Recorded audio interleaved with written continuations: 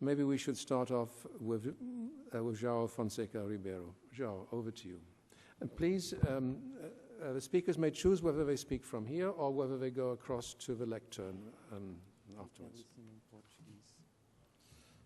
Muito obrigado, bom dia a todos, muito obrigado também aos membros do painel de estarem hoje aqui presentes, em particular John Richardson pelo seu valor agregado, que está bem claro pela capacidade que teve em dinamizar a elaboração deste livro, que eu recomendo a sua leitura porque faz uma aproximação objetiva entre os fenómenos relacionados com a segurança e o desenvolvimento. Muitas vezes a desarticulação não resolve nem a gênese dos conflitos, nem promove o desenvolvimento das populações locais.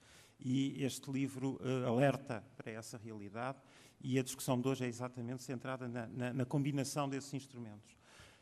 No âmbito da política marítima integrada e nas visões que estão na base da integração das políticas públicas para o mar, é fundamental fazer uma retrospectiva sobre os passos que foram alimentados na comunidade internacional e que, no fundo, hoje são concretizações, ainda num processo que terá uma necessária continuidade e depende de nós a necessária persistência para essa continuidade.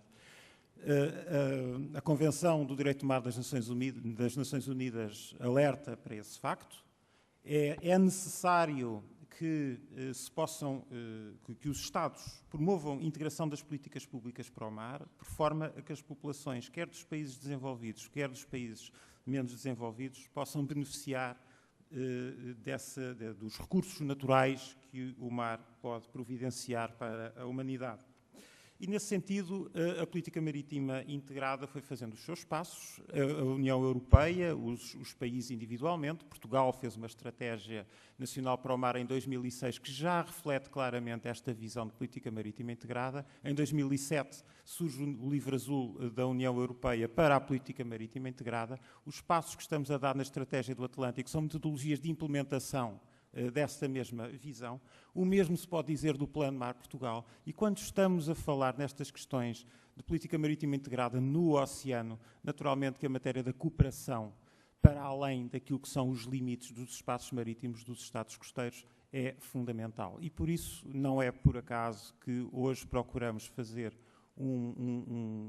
discutir um tema que naturalmente aborda esta matéria e como poderemos cooperar tanto com os Estados costeiros vizinhos, como também nos espaços alargados e desenvolver, direi, as estratégias marítimas alargadas. Uma estratégia marítima alargada terá necessariamente que combinar aquilo que é uma perspectiva para o desenvolvimento e, naturalmente, também ser combinada ou sustentada também por uma perspectiva de segurança. Naturalmente, poderão haver lideranças dinâmicas ao longo do tempo que decorrem das situações de maior ou menor fragilidade das regiões, e o Atlântico tem regiões que, em alguns casos, são mais frágeis e, noutras, são mais desenvolvidas, e os instrumentos de aplicação e a sua liderança terão que necessariamente ser diferentes e também terão que necessariamente ser integráveis. E é aqui que a política marítima integrada joga o seu papel. Portugal tem procurado desenvolver esse espaço com a política marítima integrada, promovendo instrumentos para a edificação de capacidades com os países da sua esfera de interesse. Poderemos falar dos países da CPLP, mas também poderemos falar de situações mais alargadas, a cooperação com Marrocos, o espaço 5+5.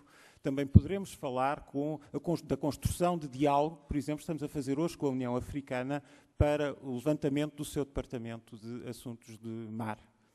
E quais são os grandes objetivos que devem estar na base da promoção desta atividade? Necessariamente, há que dar prioridade à integração regional e, em particular, a organizações regionais, havendo um mandato claro e relativamente à prevenção de conflitos. E quando falamos à prevenção de conflitos, temos que ver claramente onde é que estão a origem dos conflitos e, deixemos de grandes ilusões, estarão sempre na luta contra a pobreza e a exclusão. Tudo o que decorre no mar decorre desta grande razão e é sobre ela que nos devemos debruçar com os instrumentos apropriados. Temos que assegurar políticas para o desenvolvimento, nos programas de cooperação, claramente centrados na resolução destes problemas e abordados necessariamente também, como disse, de forma integrada. Utilizar uma avaliação estratégica que aproxima as percepções, quer dos espaços de intervenção, quer também das organizações que se mobilizam para essa mesma intervenção. Desenvolver ferramentas práticas de cooperação, criar os programas de cooperação, criar os projetos de cooperação multinacional. Partilhar a avaliação estratégica, por exemplo, nos aspectos que são os indicadores socioeconómicos, exatamente para aproximar as percepções daquilo que, por um lado, os atores que intervêm no espaço exterior têm como percepção que existirá ou não uma fragilidade ou uma oportunidade, e essa percepção tem que ser partilhada com a área onde que se desenvolverá essa mesma ação. Partilhar esta avaliação estratégica, como disse, é absolutamente necessária, bem como também haver um compromisso claro de colaboração regional, das ações que sejam levadas a cabo àquele nível, no sentido de promover uma gestão justa de toda a atuação e, fundamentalmente, uma preocupação acrescida no caso do mar, uma gestão justa da partilha dos recursos naturais, dos recursos hídricos que possam existir nesses locais e, por isso, aproximarmos com metodologias como a integração da vigilância marítima, o ordenamento do espaço marítimo, a criação de áreas marinhas protegidas, a forma como poderemos ajudar a resolver os conflitos transfronteiriços, nesse sentido, são papel e ação da política marítima integrada. E, finalmente, abordar problemas relacionados com os recursos naturais, a degradação ambiental, através de programas bilaterais e regionais, melhorar o apoio à execução por parte dos Estados parceiros dos acordos multilaterais em matéria de ambiente e gestão dos recursos e dar igualmente maior prioridade aos projetos de reabilitação ambiental pós-conflito. E, fundamentalmente, relevar a ligação entre a dilapidação dos recursos naturais nas zonas de fragilidade e a segurança, num quadro de cimeiras mundiais, como, por exemplo, os contributos que poderemos oferecer de uma forma articulada para uma conferência como o Rio +20, mas também para as convenções da biodiversidade, para o processo regular das Nações Unidas e matérias de grande nível internacional.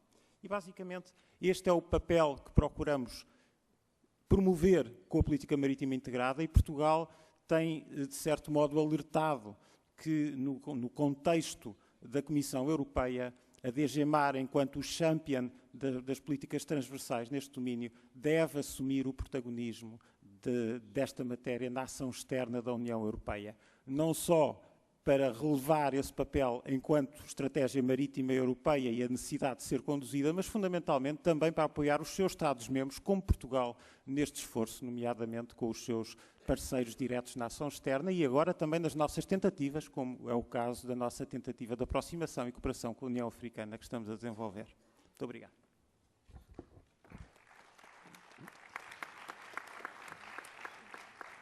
Thank you, João. I have one question for you, though. We're going to be talking here about relations between Europe and Africa. When we talk about integrated maritime policy in Europe, for understandable reasons, we tend to paint it as if this is a wonderful policy which is already fully developed. And you might think then that we could then go and tell the African Union how to do it. But isn't it true that it's actually a whole bundle of concepts of which very little has yet been put into practice? In other words, we don't really yet know how to do it, and maybe we could learn together with Africa how to put it into practice. Naturalmente que a integração é um caminho que requer a agregação dos seus atores e, à medida que evolui, alarga o seu conhecimento e vai procurando integrar os novos atores e, muitas vezes, criar novos atores. É fundamental que neste processo, naturalmente, se consiga evitar a duplicação e a triplicação da mesma natureza de atores, mas é preciso estar aberto para a criação destes mecanismos, porque, de facto, integrar comunidade alargada é um desafio que impõe aos seus participantes a possibilidade de estar sempre uma porta aberta para poder integrar algo que ainda pode não conhecer naquele momento. Mas eu, sobre a política marítima integrada, gostaria ainda de assinalar o seguinte: quando falamos desta intervenção, é necessário fazer esta aproximação, por exemplo, no contexto da União Europeia, naturalmente entre a DG Mar e a DG Europaid, para o desenvolvimento e a cooperação, para a European Humanitarian Head Department, para as ações humanitárias em situações de risco e catástrofe, para a DG Enlargement, que, que fazendo parte da cooperação, intervém nos processos de integração dos futuros Estados-membros e, fundamentalmente, talvez pouco conhecido, mas com a própria DG Trade, porque, no fundo, as questões que estão hoje na ordem do dia nas relações comerciais entre a Europa e os Estados Unidos e que se prevê possam vir a ser alavancadas com o novo acordo, também têm que ser articuladas com as discussões que decorrem no Mercosul. E tudo isto tem a ver com os interesses dos privados que estão a intervir em áreas de desenvolvimento e que poderão, no caso do Atlântico Sul, ser do maior interesse. A aproximação entre o Mercosul e o acordo Europa-Estados Unidos é algo extremamente desafiante para estes dois tipos de atores. Mas isto, no mar, é também matéria que cruza a política marítima integrada.